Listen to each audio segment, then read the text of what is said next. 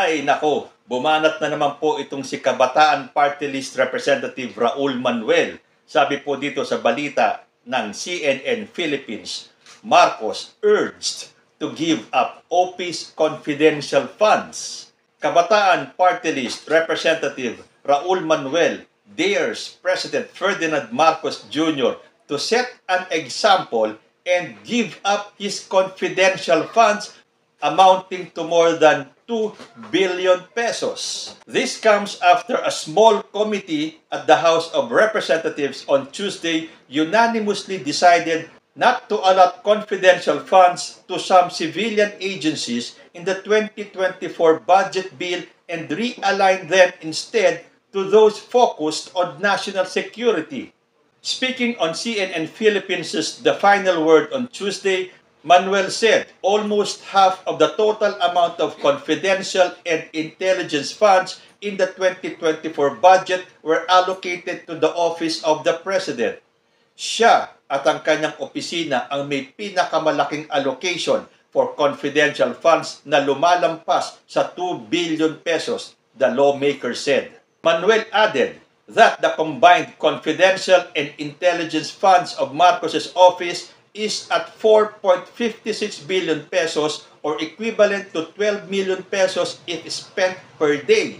Gabriela Party List Representative Arlene Brosa said the funds should be realigned to address the pressing needs of society, particularly in basic social services such as education, healthcare, housing, and livelihood programs.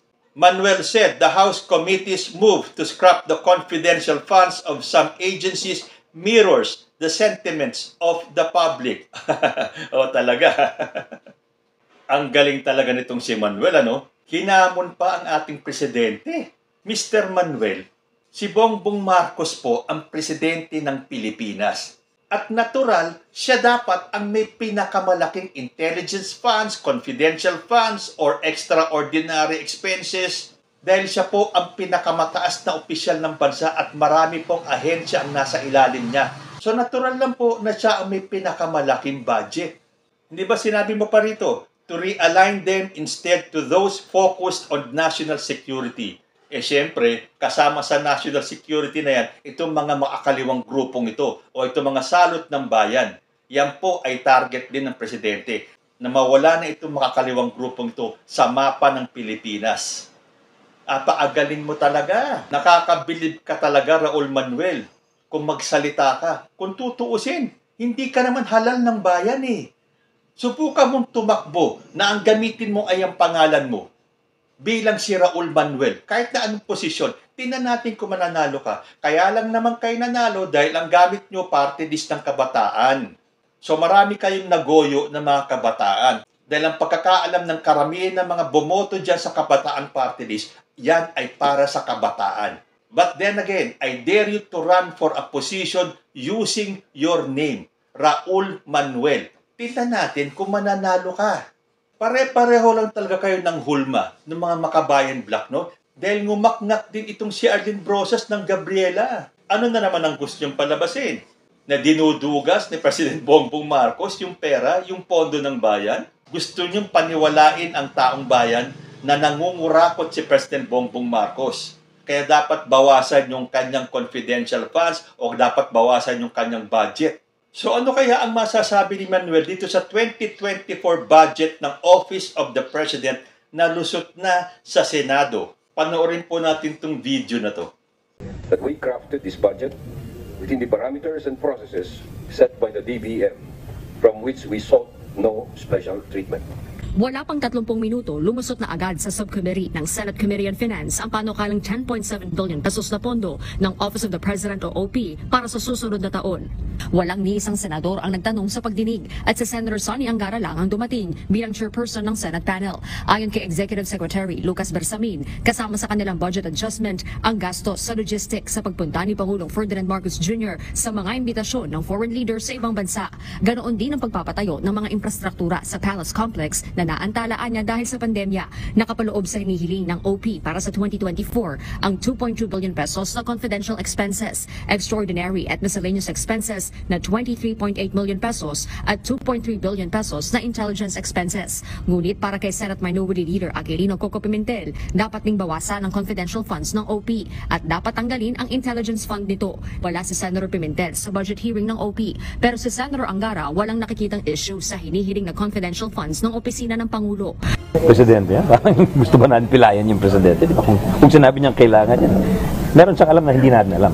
Paglilinaw ni Senator Angara, may pagkakataon pa rin ang mga senador na busisiin ang bawat item sa hinihiling na budget ng OP kapag sumalang na ito sa budget deliberations sa plenaryo. Anything is possible kasi nga period of amendments yan. Alam niyo naman, each senator is independent, may kanyang pananaw, may kanyang opinion. Batay din sa naging inisyal na pulong ng Select Oversight Committee ng Senado na tumitingin sa confidential at intelligence funds ng mga ahensya ng gobyerno, detalyado umano ang naging report ng OP sa paggamit ng pondo. Tinignan namin, very detailed naman yung sa OP, na nakalagay doon yung mga pinaggastusan. In fact, may mga pangalan pa nga anong mga binigyan ng sort of like a reward or incentive. Mantakin nyo, wala pang 30 minutes, lumusot na kagad sa Senado yung proposed budget ng Office of the President. So sino ka, Manuel, para hamunin ang ating presidente na bawasan yung kanyang confidential funds? Meron pa nga palang isang kaalyado ninyo na tumututol dito. Ito po si Senator Coco Pimentel. Para sa kanya, dapat din daw bawasan ang confidential funds ng Pangulo.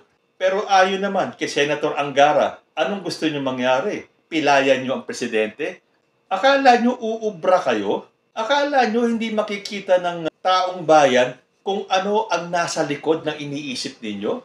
Kung ano ang pinaplano ninyo? Kaya kayo ay nanggigigil sa mga confidential funds. O ngayon, Manuel, at saka dito kay Arlene Brosas, isama na rin natin si Franz Castro. Ngayon, lumitaw na yung confidential funds na yan at lumabas na rin yung extraordinary expenses. Hindi ba it is high time for you people, lalo na kayong mga makabayan black, na i-disclose nyo sa taong bayan kung saan nyo ginagamit ang pondo ninyo? Okay, wala kayong confidential funds, pero meron naman kayong extraordinary expenses na ang sinasabi ng iba dyan ay auditable daw, pero pirma lang ang kailangan, lusot na kayo. Hindi na kailangan malaman kung saan nyo ginastos ang pondo ninyo.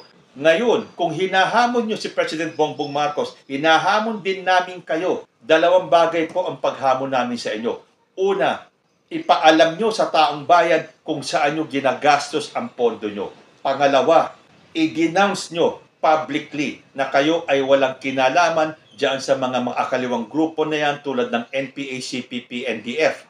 Ikondena ninyo ang ginagawa nila at baka sakaling maniwala kami sa inyo. Until such time na wala kayong effort at wala kayong balak na i-denounce itong mga grupong ito, hindi nyo kami mapapaniwala at hindi nyo kami mauuto dahil alam na alam namin kung ano ang plano ninyo, kung ano ang agenda ninyo. Puro kayong ngak-ngak, puro kayong ngak-ngak. Ngayon, kayo naman ang hahanapan ng taong bayan. Ilabas ninyo, ipakita ninyo, i-disclose ninyo saan nyo dinala at ano ang pinaggastosan ninyo diyan sa extraordinary expenses ninyo. Nag-iingay kayo diyan sa confidential funds na yun.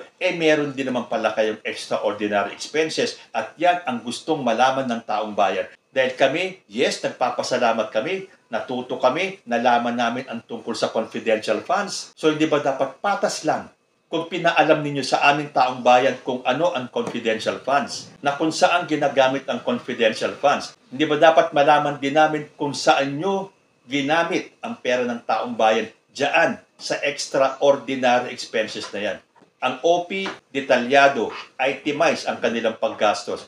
Kaya nga dito sa Senado sinabi nila, wala silang nakitang anomalya dahil sa tingin nila, detalyado kung paano nila ginastos ang kanilang confidential funds. Dapat kayo rin, kung hinahamon mo si President Bongbong Marcos, amunin namin kayong mga makabayan black. Ipakita nyo sa amin kung saan nyo ginastos ang pera ng taong bayan. Until such time, para sa akin, wala kayong karapatan questionin at hamunin ang Presidente ng Pilipinas. nabawasan yung kanyang confidential funds. Dahil alam namin bilang presidente ng Pilipinas na may hawak ng pinakamataas na posisyon, nararapat lang po na magkaroon siya ng ganyang kalaking confidential funds. Kayo, nararapat din bang humawak kayo ng ganyang kalalaking pera? Tapos hindi nyo ipapaalam sa taong bayan kung saan nyo ginastos yung inyong extraordinary expenses. So ito naman ang panahon para malaman ng taong bayan kung saan nyo dinala ang pera ng mga Pilipino. Kayo po, ano ang masasabi nyo? Comment lang po down below and I will see you next time. Peace.